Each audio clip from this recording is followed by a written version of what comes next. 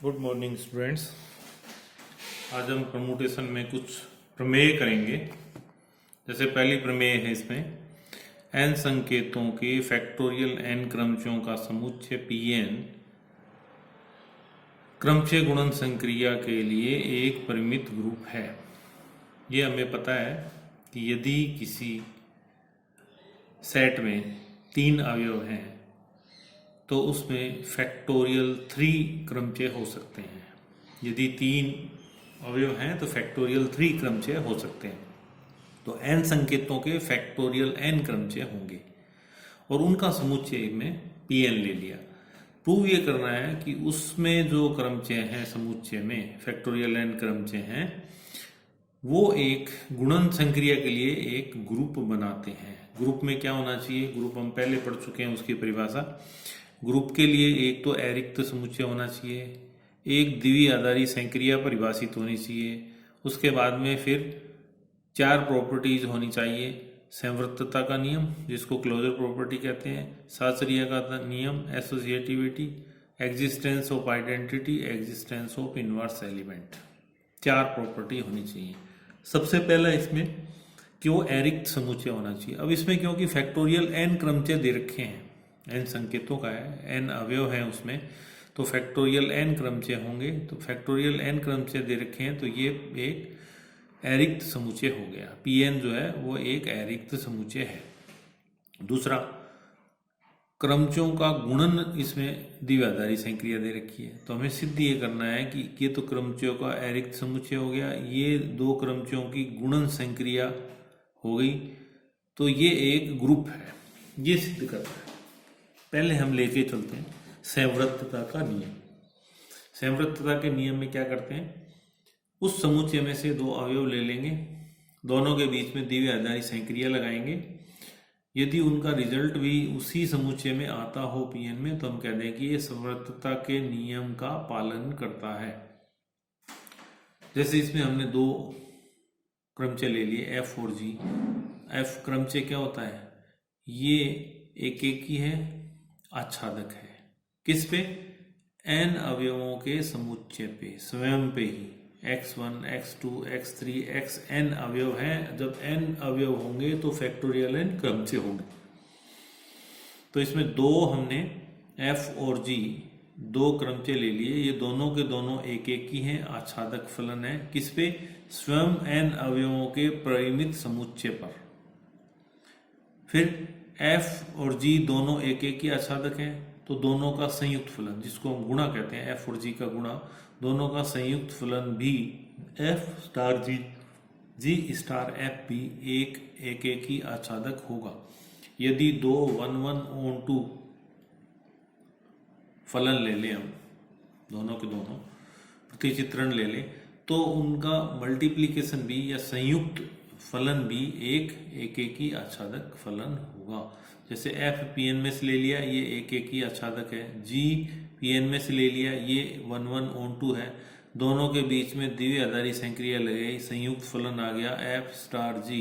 ये भी Pn में होगा क्योंकि ये भी एक ही भी है और आच्छादक भी है। 2 एक ही आच्छादक क्रमचयों का गुणनफल या फलन भी एक ही आच्छादक फलन होता है।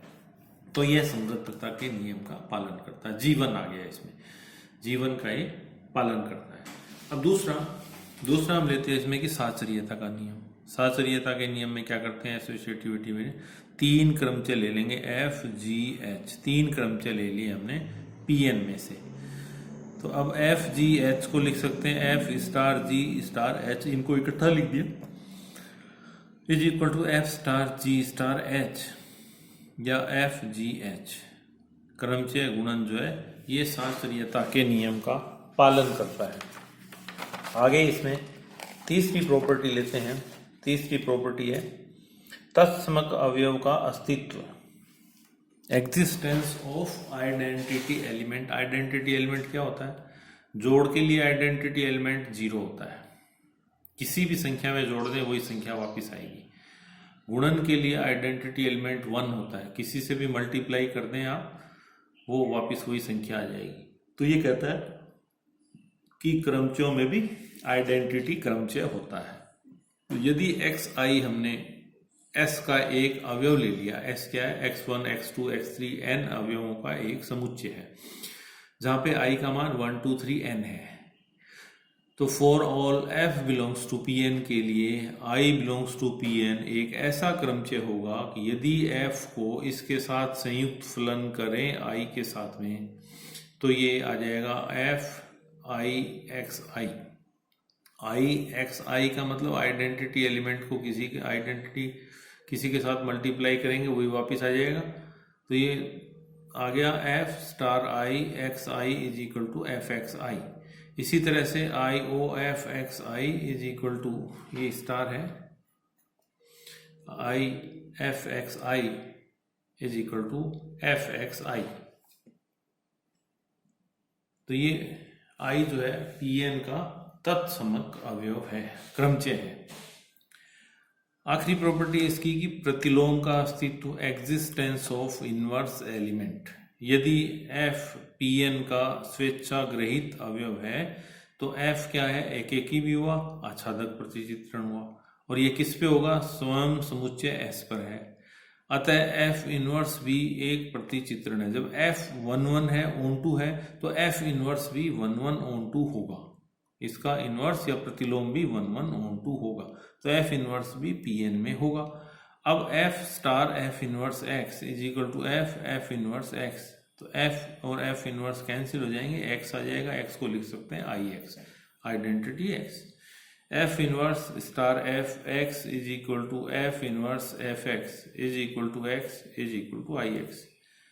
तो ये हो जाएगा f star f inverse is equal to i is equal to f inverse star f। तो ये एग्जिस्टेंस ऑफ आइडेंटिटी एलिमेंट हो गया, प्रतिलोम अवयव का अस्तित्व हो गया, sorry, existence of inverse element. और इनवर्स एलिमेंट प्रत्येक एलिमेंट का अलग अलग होता है। आइडेंटिटी एलिमेंट पूरे के लिए एक होता है, तत्समक अवयव हर अवयव का अलग होगा, हर क्रमचय का अलग तत्समक क्रमचय होगा। तो ये चारों प्रॉपर्टीज को संतुष्ट करता है। तो अतः pn क्रमचय गुणन संक्रिया के लिए एक परिमित ग्रुप है। इसी तरह से एक दूसरी प्रमेय है इसमें कि r लंबाई के चक्र की कोटि r होती है।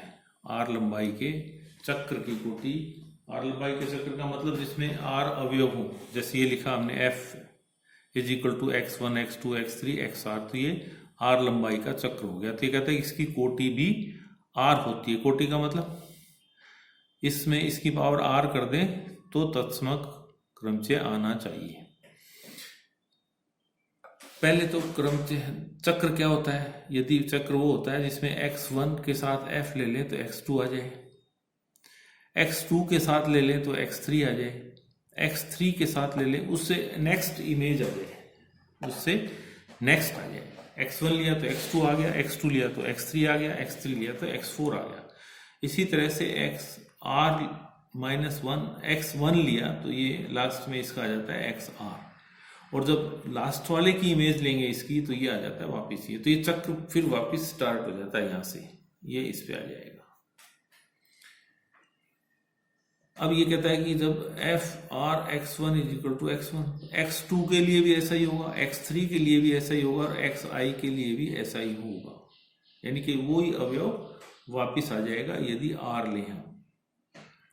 अब यदि एक ऐसा अवयव ले लिया x जो ना x1 है, ना x2 है, ना x3 है और ना xr है, परंतु f के परिसर का सदस्य है, ना तो x1 है, ना x2 है, ना xr है, लेकिन ये परिसर में है, तो fx is equal to x, या जगह fr(x) is equal to x।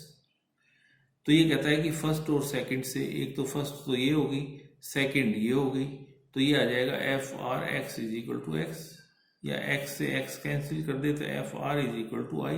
जब किसी क्रमचय की को r बार गुणा कर दें और तत्समक अवयव आ जाए तो वो उसकी कोटि होती है। तो इसका मतलब f जो है वो r कोटि का क्रमचय है, और ये कोटि किसके बराबर है, इसकी क्रम चक्र की लंबाई के बराबर है। फिर एक और आगे छोटी सी थ्योरम है कि दो असंयुक्त चक्रों का गुणन क्रम विनिमय होता है। दो असंयुक्त चक्रों का, दो असंयुक्त चक्र की परिभाषा क्या है कि यदि एफ एक्स का मान एक्स नहीं है तो जी एक्स का मान एक्स हो, और यदि जी एक्स का मान एक्स नहीं है तो ये हो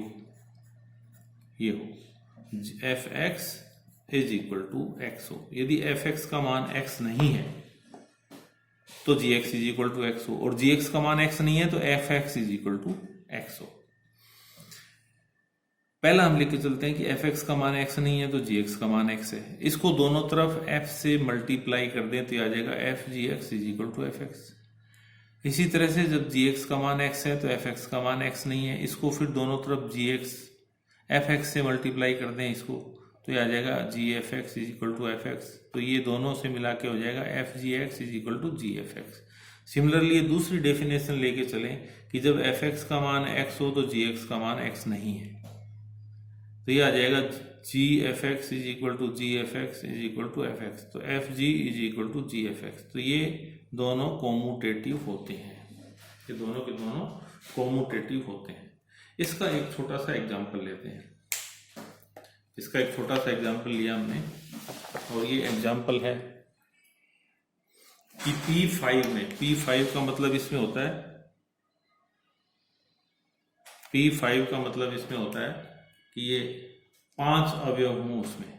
P5 का मतलब उसमें 5 अवयव हों, 5 एलिमेंट्स हों। एफ का दे रखा है 1 2 1 3 4, जी दे रखा है 2 5, दो ऐसे चक्रों तो सिद्ध कीजिए f g is equal to g f. अब क्योंकि एफ और जी दोनों 5 संकेतों में दे रखा है 1 3 5, तो हम ऊपर 1 2 3 4 5 लिख लेते हैं, नीचे इसमें से लिखते हैं एक की इमेज 3, 3 की इमेज 4 और 4 की इमेज 1, ये आ जाएगी। और बाकी जो बचे इसमें, एक तो ये बचा, 2 नहीं आया इसमें, एक 5 नहीं आया, तो 2 की इमेज 2, 5 की image 5। Similarly g is equal to 2 5, और ऊपर तो आ जाएगा 1 2 3 4 5, 2 की इमेज 5, 5 की इमेज 2, बाकी 1 की 1, 3 की 3, 5 की 5। अब इनको मल्टीप्लाई करते हैं, अब इसको मल्टीप्लाई करते हैं तो यह आ जाएगा f g is equal to, f लिख दिया, फिर जी लिख दिया हमने इसमें, जी के नीचे के अवयवों को एफ में ऊपर लिख दिया, यहाँ पे इन सारे अवयवों को यहाँ लिख दिया। इसको एज इट इज रहने देंगे, ये जो यहाँ था वो यहाँ है, वो यहाँ है। ये सारे के सारे अवयव जो थे ये यहाँ आ गए।